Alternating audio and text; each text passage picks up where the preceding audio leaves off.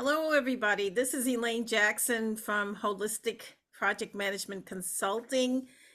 We are on a different platform. Sorry, the LinkedIn Live gave a little issue, but we are here now and want to make sure you get the full value from the training. Today, we have a very special guest, a good friend of mine, Dr. Christine Sauer. Christine and I met about a year and a half ago related to a project management technology summit.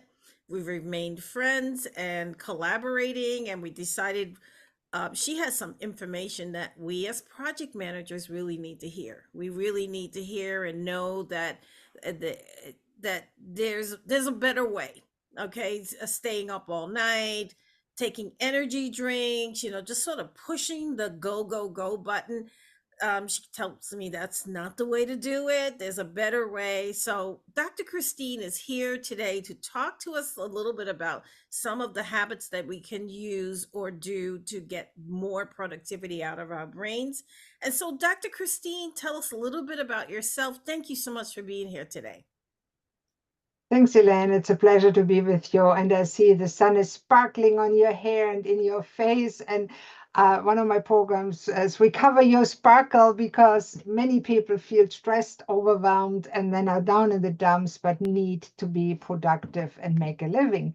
And it was a pleasure to meet you and collaborate with you. My specialty, I'm a German trained physician and a naturopath. I also am a dermatologist, allergologist, and a family doctor in Germany.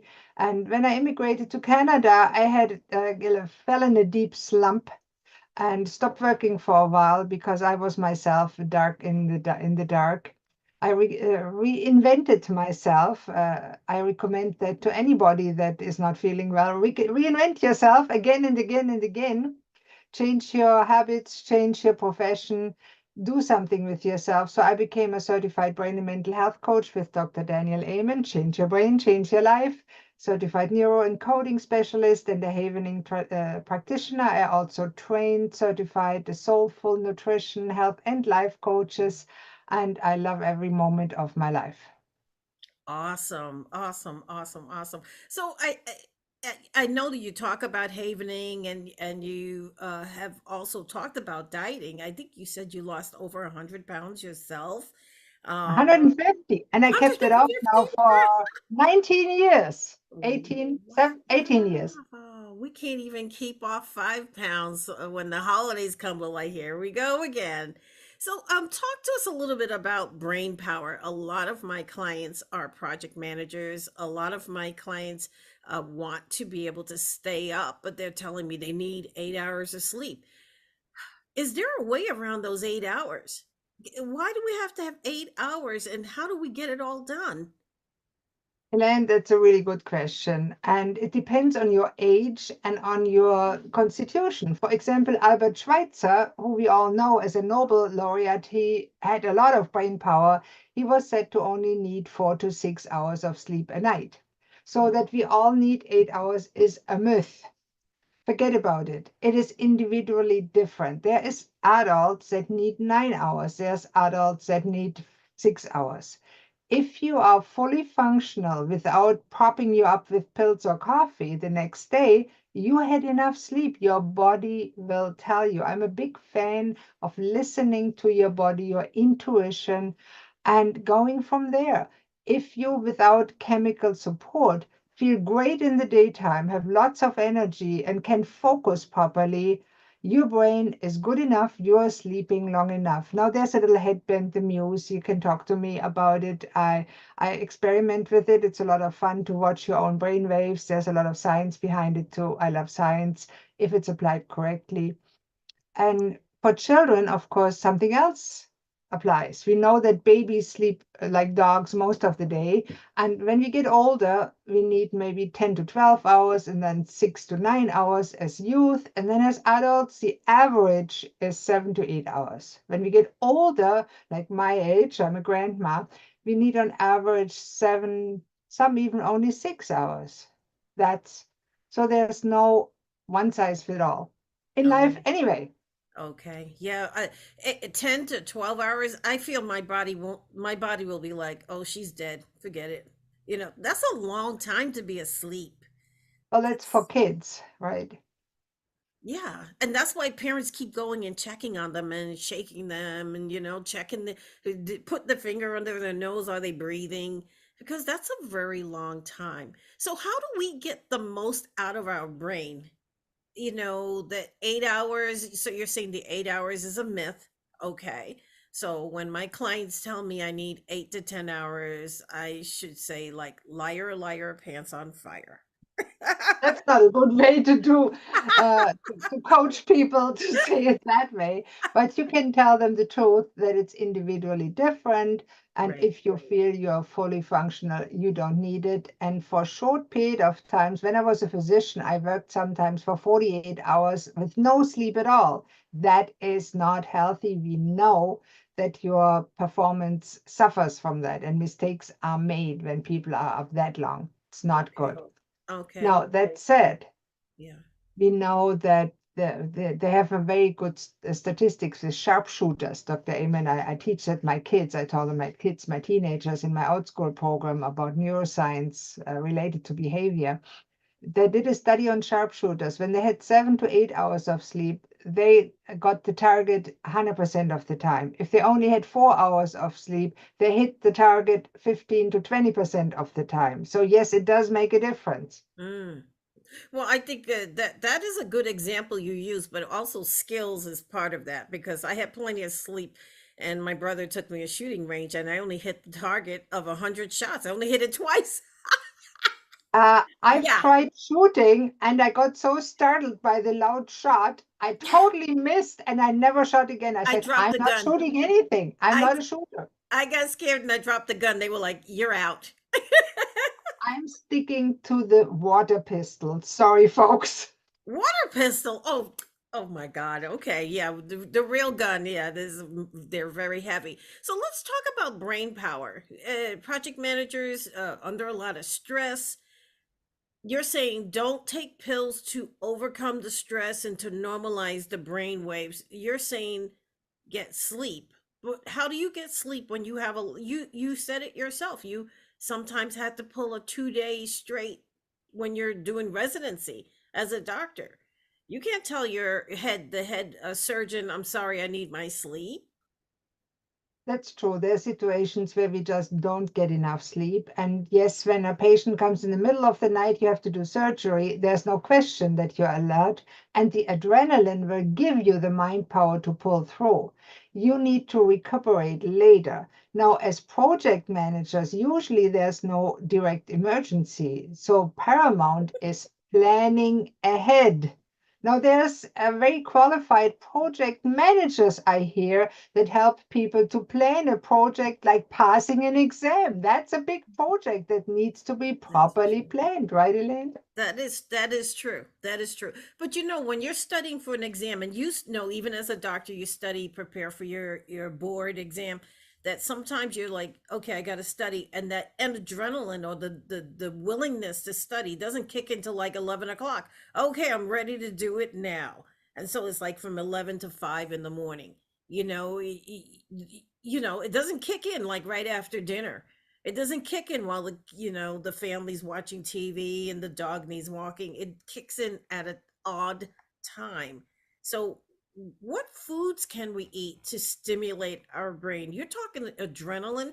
As soon as you said that, you saw my mind go, yeah, I know the energy pills are bad, and they're saying some people are even dying when they take these energy drinks. What's the balance? Now, there needs to be a balance. And by the way, I disagree with the notion that it kicks in the middle of the night. You can plan the times of productivity ahead. It is very important when you have a big exam ahead, and I did that when I studied.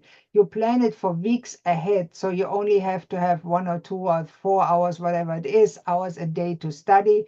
You go systematically, study what you need to do, add in some physical relaxation, some exercise, some mindfulness, some time in nature, and then, as you said, some healthy foods. Now, we all know what healthy foods are: fruits, vegetables, slow release carbs. We all know that, beans or whatever. Now, not everybody can eat them at all the time.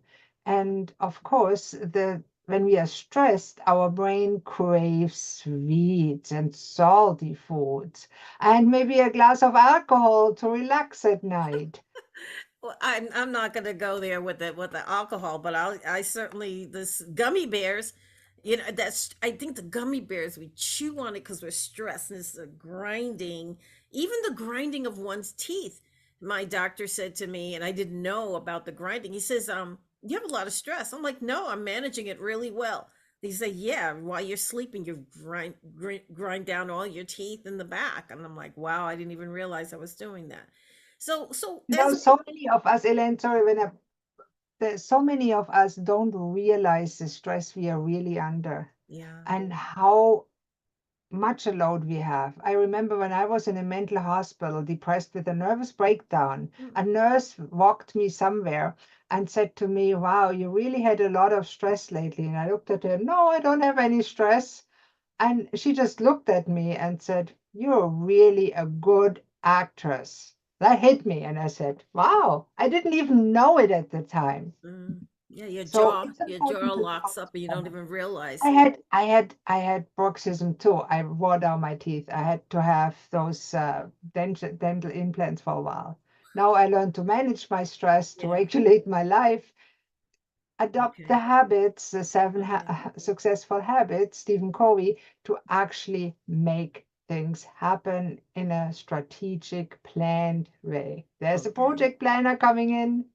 So I think that moving forward, my students who are preparing for the PMP, maybe the one thing that I can gift you is an opportunity to either work with Dr.